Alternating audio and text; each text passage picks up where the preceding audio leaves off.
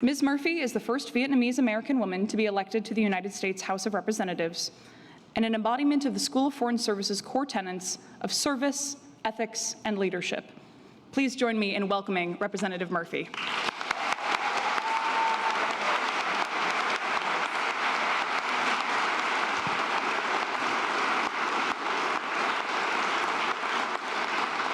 Thank you, and thank you, Elizabeth, for the kind introduction and for setting the bar so high. I understand as a recovering politician that clapping for me probably won't be as easy as clapping for your classmate. But, dear graduates, faculty, family, and friends, as you graduate from Georgetown's Master of Science in Foreign Service program, you are embarking on a journey that will take you to every corner of the globe and into the heart of some of the world's most pressing challenges. You have studied under some of the most respected scholars and practitioners in the field of international affairs, and you have gained a depth of knowledge and experience that will serve you well as you seek to make a positive impact in the world. That graduating class of 2023 was written by ChatGPT. So this points you to a fundamental fact. In addition to all the other challenges you're going to face, you're going to be navigating a brave new world in which rapid technological advances both present unique opportunities and pose some unique hazards. At heart, however, I consider myself a humanist.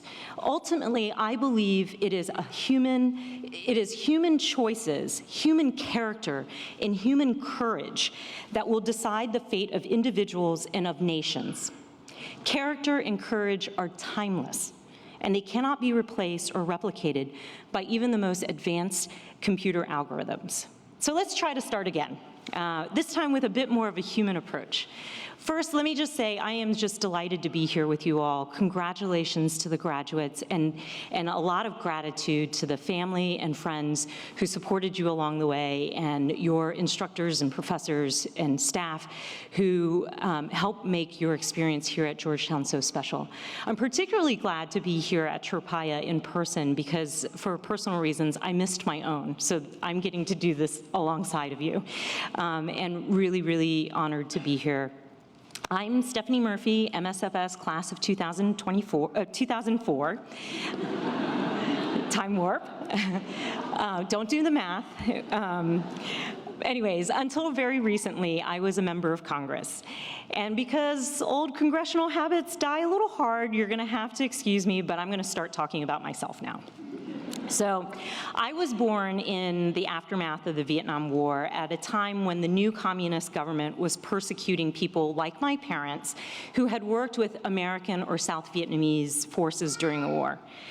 And my mom and dad, like all parents, wanted a better future for their children, a life of safety, freedom, opportunity.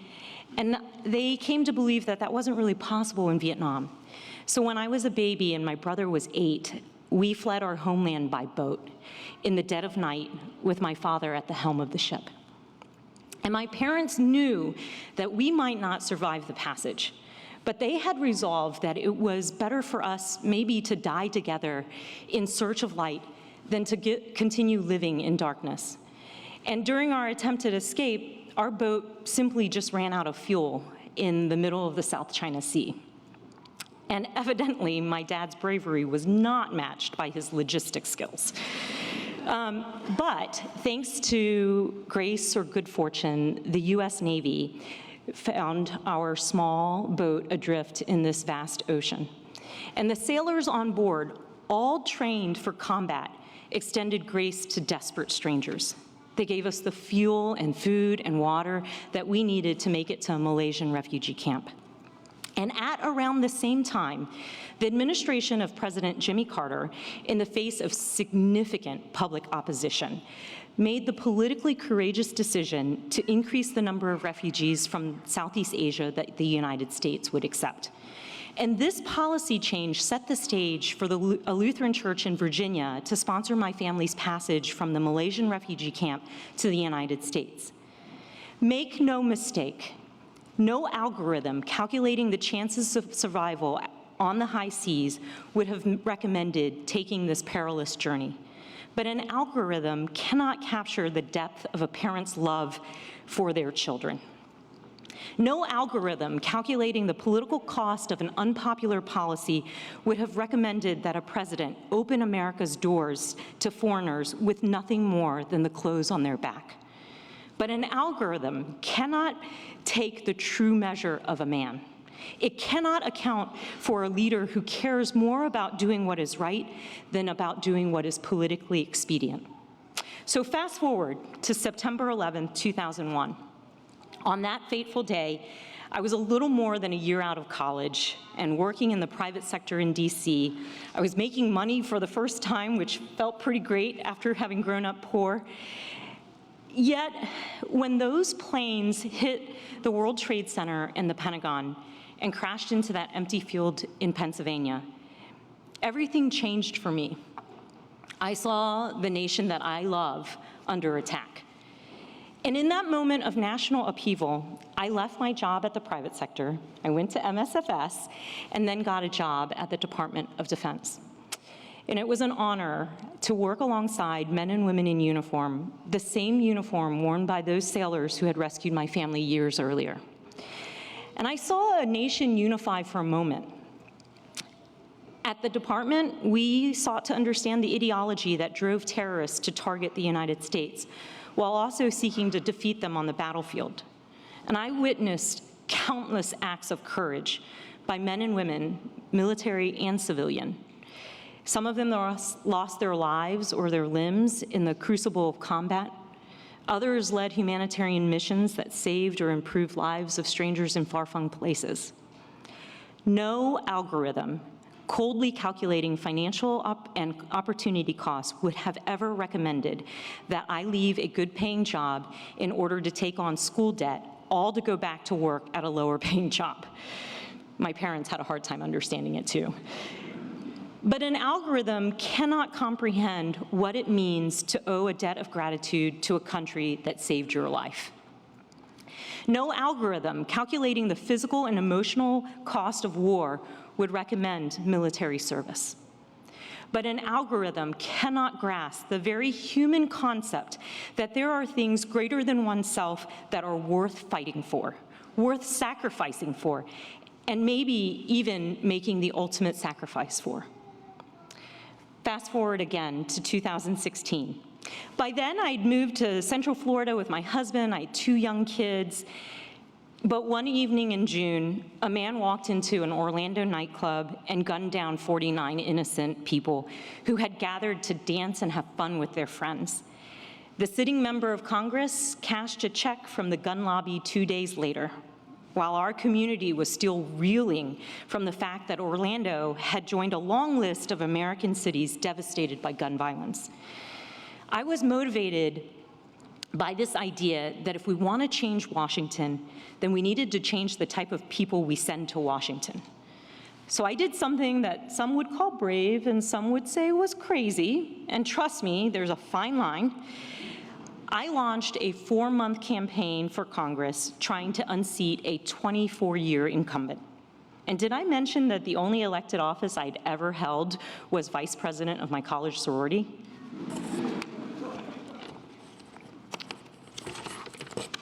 Well, in a huge shock to everyone, myself very much included, I won, becoming the first Vietnamese American woman ever elected to the United States Congress.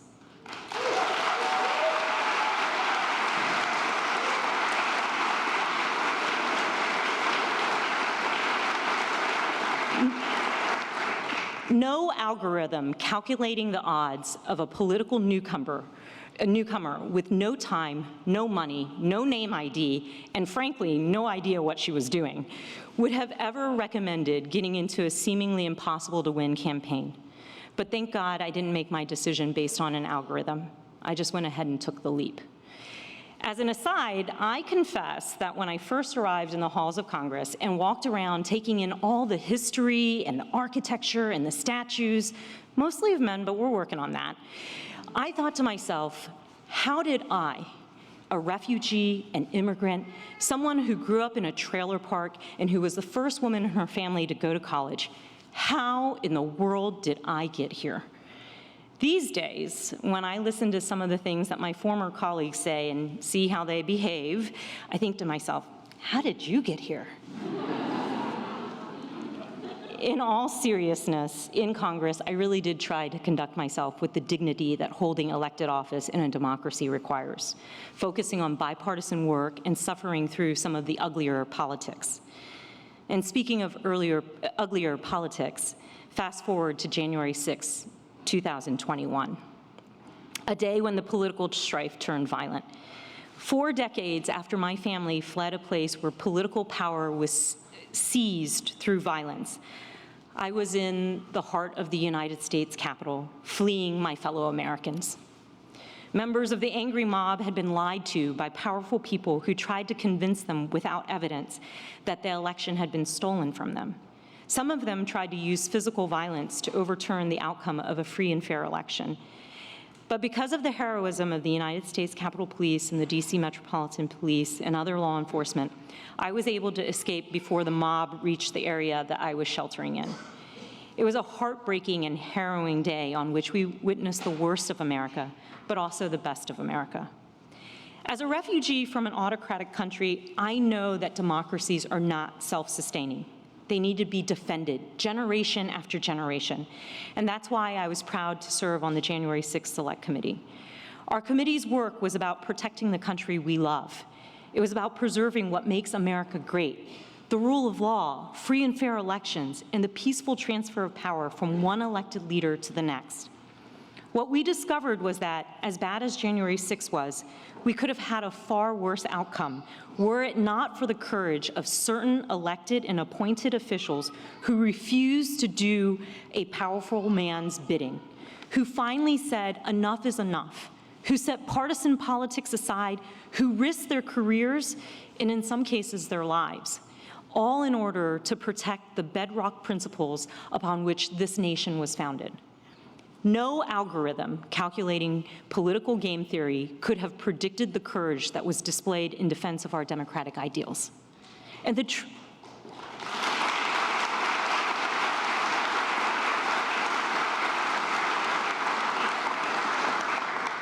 truth is this: computers don't have courage. Algorithms aren't governed by ideals. We may be able to automate human intelligence, but we have not yet automated human agency. And throughout my life, I have witnessed incredible acts of character and courage. My parents and many others like them seeking freedom for their children. Our elected leaders defying political pressure to extend opportunity to others. Our servicemen and women sacrificing in defense of our nation. Our civil servants and political appointees protecting democracy and the sanctity of the ballot box for all Americans. So that is my hope for you and for this world. More people with the character and courage to exercise their human agency in support of noble ideals. We're living in an era when the need for wise leadership, steady statesmanship, and innovative corporate thinking has never been more vital. We need men and women who have studied history and foreign affairs and who have learned, but not overlearned, the lessons of the past, who are comfortable and even cherish interacting with people from different backgrounds and cultures, who are proud to be citizens of their own country, but never forget that they share a common humanity with citizens of other countries, who understand that patriotism and nationalism are not the same thing, who embrace the changing times while staying true to their core values, who believe in the free exchange of ideas, who want and who are willing to put the hard work to build a world that is more just. In short, we need you, MSFS, class of 2023. You who possess the desire and the dedication to make the world a better place. Congratulations and Godspeed.